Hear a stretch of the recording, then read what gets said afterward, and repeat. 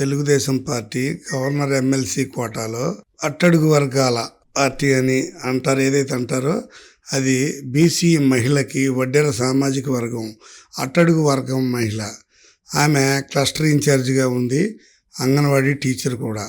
మరి ఆమెకి ఎమ్మెల్సీ ఇవ్వటం అంటే గవర్నర్ కోటాలో తెలుగుదేశం పార్టీ పేదల పక్షపాతి అని ఇంతకంటే చెప్పడానికి రుజువు ఏముంది?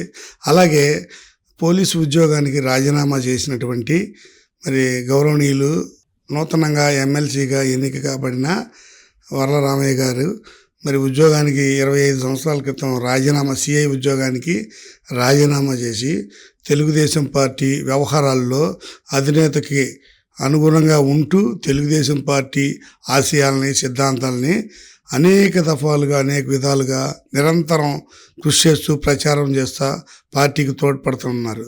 మరి ఎస్సీ సామాజిక వర్గానికి చెందినటువంటి రామయ్య గారికి మరి 25 సంవత్సరాలకి అదృష్టం వరించింది.